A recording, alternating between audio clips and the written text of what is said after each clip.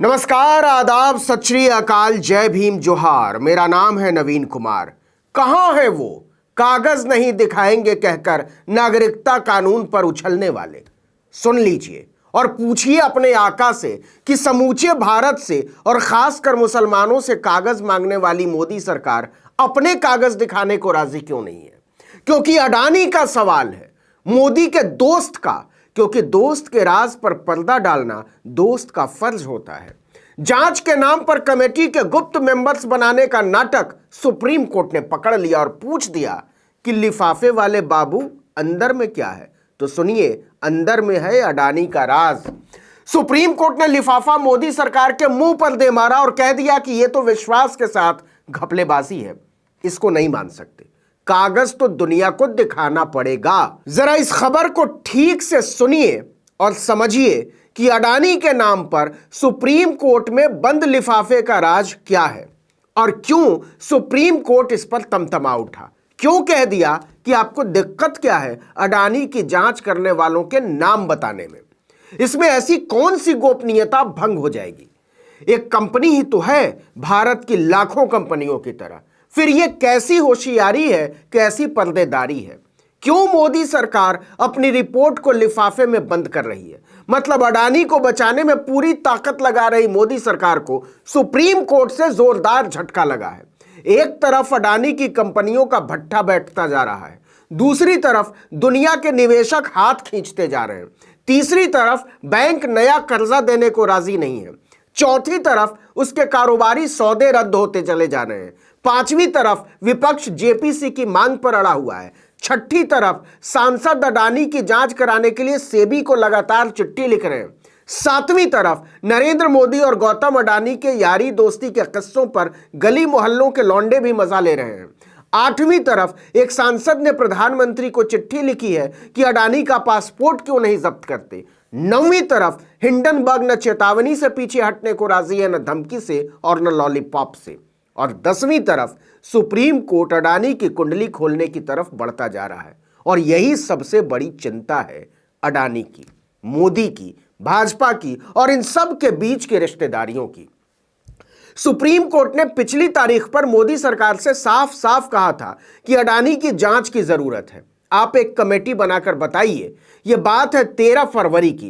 केंद्र सरकार ने कहा ठीक है, कोर्ट का सुझाव हमें मंजूर है। अडानी समूह के शेयरों में गिरावट जैसे मामलों में निवेशकों के हितों की रक्षा के लिए विशेषज्ञ समिति गठित करने के सुझाव पर उसे कोई आपत्ति नहीं है। लेकिन यहीं पर उसने होशियारी कर दी। 17 फरवरी को अगली तारीख पर केंद्र सरकार ने एक लिफाफा सुप्रीम कोर्ट के आगे कर दिया। कोर्ट ने पूछा यह क्या है? जवाब आया अडानी के मामले की जांच के लिए विशेषज्ञों की कमेटी के नाम। कोर्ट ने कहा अच्छा, तो आप चाहते हैं हम लिफाफे वाले विशेषज्ञों को विशेषज्ञ मान लें? अगर वो वाकई विशेषज्ञ हैं तो दुनिया को बताने में दिक्कत क्या है?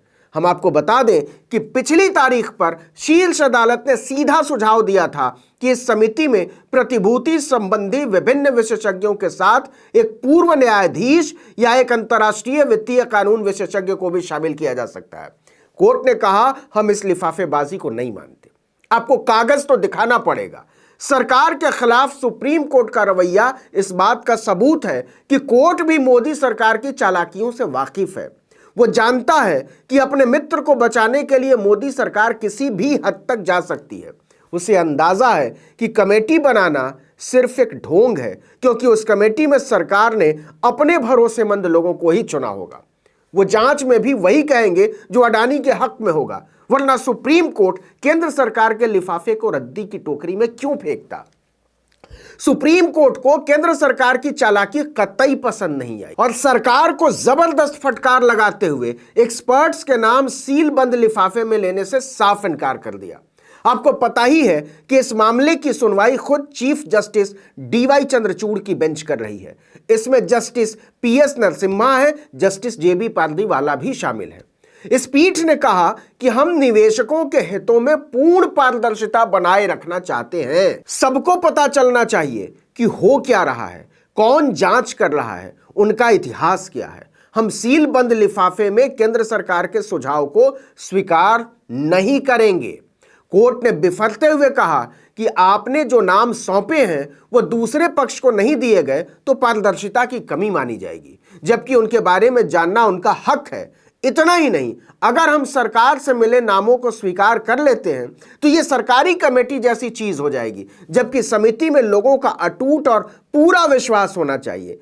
इसलिए बेहतर यह होगा कि हम अपनी तरफ से कमेटी बना दें।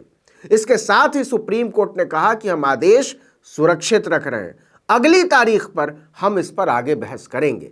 देखिए कि हिंडनबर्ग की रिपोर्ट आने के बाद से ही देश ही नहीं पूरी दुनिया में अडानी को लेकर हंगामा मचा हुआ है।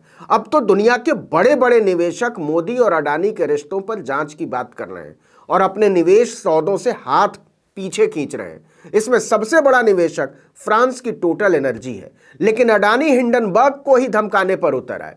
इसके बावजूद उसने अपनी रिपोर्ट वापस नहीं ली, उल्टा उसने अडानी के जवाब की धज्जी उड़ाकर रख दी। इसके बाद हिंडनबर्ग रिसर्च की रिपोर्ट के कारण निवेशकों को हुए नुकसान के संबंध में वकील एमएल शर्मा और विशाल तिवारी ने सुप्रीम कोर्ट में जनहित याचिका दायर कर दी।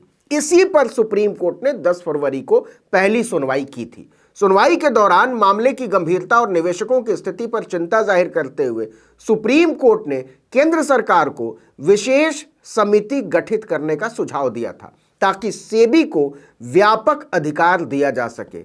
लेकिन अब यह याचिका सरकार और अडानी के लिए मुसीबत बन चुकी है, क्योंकि कोई नहीं जानता सुप्रीम कोर्ट अपनी कमेटी में किन विशेषज्ञों को शामिल करेगा। और सुप्रीम कोर्ट की बनाई हुई कमेटी का सीधा मतलब यह होगा कि सरकार का उस पर कोई नियंत्रण या दबाव काम नहीं करेगा।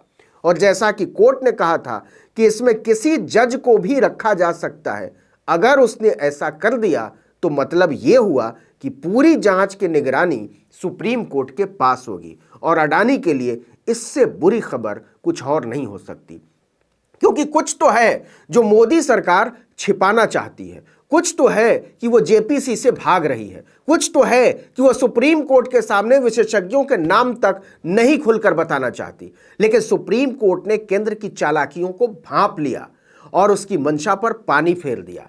इसका मतलब यह हुआ कि आने वाले दिनों में अडानी की कई बंद फाइलों की धूल झाड़ी जाएगी। यह देखना दिलचस्प हुआ कि यह धूल उड़ती है तो किस किस की आंखों में चुभती है।